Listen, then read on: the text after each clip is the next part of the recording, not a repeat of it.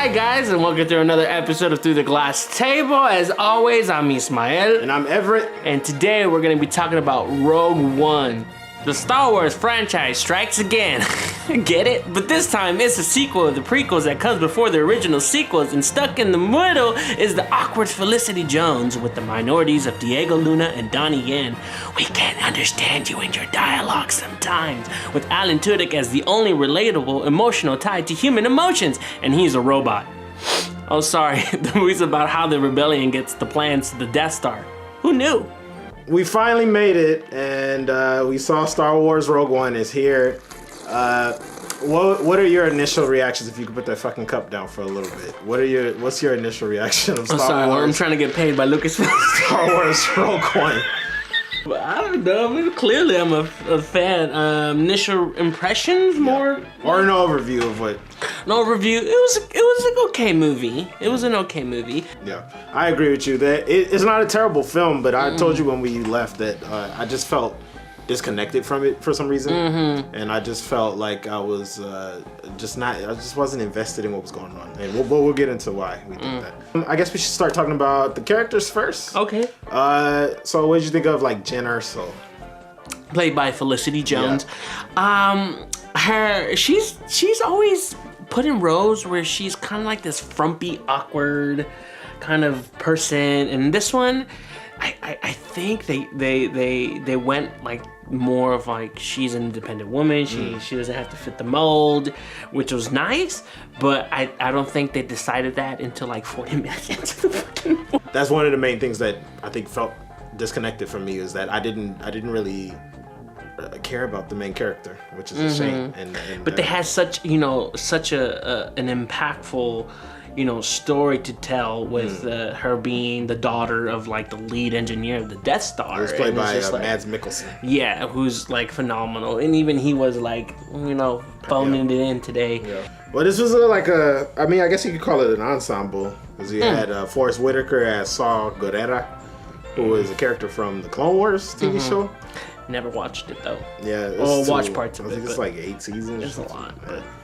He was okay. I was actually disappointed that he wasn't in the movie a lot. Yeah, he was only on screen for maybe about 15 minutes, less. But he just felt like a placement holder for her emotional attachments to the film. Like we're supposed to care about him because he kind of raised her, I guess. But that's not even explained, like how he just glossed over. Yeah, I did not like how he interpreted the role of that character, because he's I didn't like Forrest Whitaker is by far, I think, one of the phenomenal actors who has a little bit of a large range, right? And this one, he's just playing this kind of, I guess, like giving up kind of morose person, and he's just like his portrayal of that is supposed to be in the way he's projecting his voice, I guess, and how he holds himself. Like, he's Mr. Accent. I don't know why he thinks that changing his voice is acting, because he did it in Arrival too. We talked about that. How did you think about like the sidekicks? Because that's what they were, like Donnie Yen and I always forget the guy's name, but the other guy that played with the machine gun, the other Asian guy. Oh wow, okay. But what did you think about them? I don't think this movie gave enough time to develop anybody correctly, and then start from the top. They didn't correctly give us an emotional ties to the main character, and then it goes on down. So the more you go down to the little characters, which was like Riz Ahmed and like Donnie Yen. Don't even try. Yeah, Diego Luna. Even Diego Luna, I just kind of was like, whatever. They just they're just there. And it's like a checklist. They do the things they're supposed to do in the story, but it's like, why? But Diego Luna, let's talk about Diego Luna for a minute, because I have a mad respect for Diego Luna since, his time for working with Y Tu Mamá También and stuff like that. What did you think about, in Milk? He was in Milk, remember? He was the Harvey Milk's lover. Never mind. Or one of his lovers? Yeah, one of his lovers.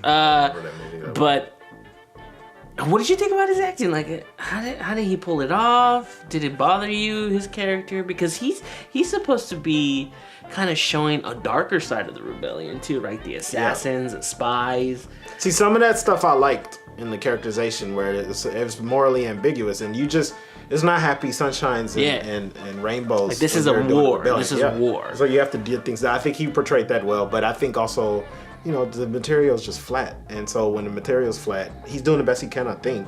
Like, I don't think they were quite clear either about what the relationship between him and Felicity Jones's character is supposed to be, because if they're just friends working together, why have it at the very end? Did you see that one little scene where this kind of like their love interest or something? Yeah, it's like where did that come from?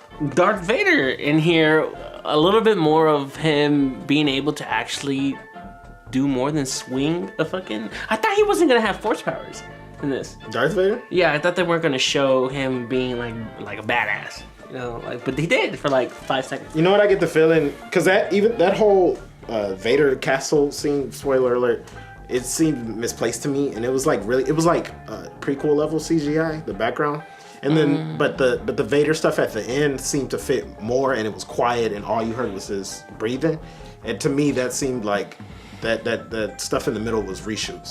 And that Vader was just supposed to be in, the background, which I think would have lended more to the emotional weight of, like, these people are responsible for getting us to where we go in episode 4. Then do you think the introduction of Vader and his kind of like, spoiler alert, tube thing, and kind of was just like more of a little fan service, and and then when he comes out full blazing, swinging and stuff is more of like, okay, here's Vader. Like, here, like, shut the fuck up. Like, well, no, I think that stuff at the end, that's appropriate to the story. Because I was about to say, I felt refreshed seeing a Vader side. Like my brother said, it was he was more ominous in here, and it's kind of like, this is the Vader that killed people. Like it seemed like they probably just got James Earl Jones after a test screening. Like, none of it seemed like it made any sort of connection with the rest of the movie, but I don't know, maybe I'm just... No, I think you're right. I think maybe they just had they were trying to balance a lot, because this is supposed to bridge the gap, right, between the prequels and the sequel, and the originals. So it's just kind of like, where's it going? Like, I think part of what I didn't like too was I was sitting there watching everything that was happening, and I wasn't surprised by any of it, because I know what's gonna happen. Yeah, well, everyone knows it. That's why it's called a Star Wars story, because it's not nothing that's really new. But that's a crux for storytelling, because then I'm not anticipating anything. But I was pleasantly happy with the fact that they had the balls to actually start, saying no one's gonna survive. Yeah. And even like the violence in it, it was not. I mean, it wasn't obviously blood everywhere, and no, but it was like but it was real stormtroopers actually hitting people.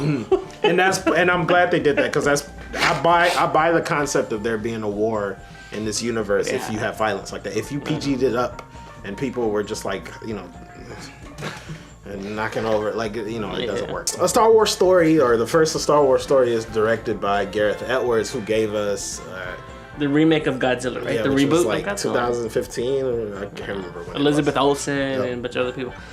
And a lot of the problems that I have with Godzilla, I felt in here. And I think that he is someone like Ridley Scott almost too. He's like someone who is good at visual storytelling, but he does not understand humans. And so a lot of the times his characters sort of just like, they're just like Barbie dolls. Like when kids play with Barbie dolls and they make stories up, but you don't feel anything. I don't know what happened. It takes a lot of work to make a movie. So, but it's just, I didn't understand why, you're choosing to do this span of time, which just cuts to different worlds, to different situations, and then just kind of have the actual story start in the middle. Like, and I didn't get that. I didn't appreciate it. I was just like, for the first 30 minutes, I was like, this is not what I wanted. Of her establishing her origins, where she come from, who her father is, it all could have been really done. Like, if they started really around the middle, when they show her just kind of be rambunctious, rebellious, and kind of get him in trouble, and have that be more of a flashback, and having the situation occur when he comes to try to find her and all that stuff, that would have worked a lot better. The guy that was sitting next to me was like, oh, no, when they revealed Tarkin. Yeah, so we knew that at some point they were gonna have to involve him in the story. He's too important to A New Hope to not.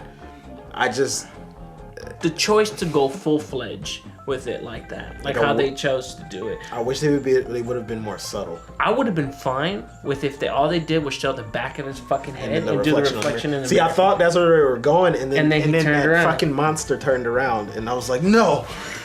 The reason why it's distracting was, okay, if he just did the turnover and they revealed him, oh shit, oh that's fucking okay, and then not have him come back, but he came back like 2-3 times. Like it worked with Leia at the very end. You see that? Because I don't. Turned around and I think it's because it doesn't give your mind enough time to question what's going on. He has like full scenes of dialogue, and it's just like I'm staring at this fake face, and I know it's not real. I'm struggling right now to talk about it, whether I like it because I'm a Star Wars fan or because it was actually good. Okay, like because there's a lot of problems in this film. There's a lot that I can't ignore. Because I really was 35 minutes. I was fucking bored in the beginning. So we'll get to the end now. So I think I'm gonna have to. What's the rating? Yeah, I think I'm gonna give this a 2 out of 5. Really? Oh. I give it a 3 out of 5 because I think that they're going in the right direction with these movies. It was different. It was well made. It just had a lot of problems that I just don't understand. How could you have put all that work into Force Awakens and made a very good movie and somehow that's the thing. Maybe that's another aspect of this too. Is I know what they could give us, what they're capable of, doing, and like this one just fell short, and I cannot say that it did. Like, but I'm grateful that they were trying to be experimental. There's weird ass shit in here, like with him with the gas mask and all that stuff. That's like, what the hell is going on? So I'm glad that they were brave enough to do all that kind of stuff and not try to connect it too much to the original series. But like you said, like we've been talking about, there's story issues, character issues, pacing issues, and I would have to give it a 3 out of 5. I cannot give it anything. But we are ending our year out with this movie. We want to thank everybody who's been watching us this past year and the year before that. We'll be back in February with more material, hopefully a better stage. I mean, it's different. Didn't you guys see? You could probably see the color of our skin. Right? So you guys have a happy holiday. Have a safe holiday and go see movies, I guess. I don't care. May the Force be with you. Always. Ooh. Will be reorganized into the first galactic empire for a safe and secure society.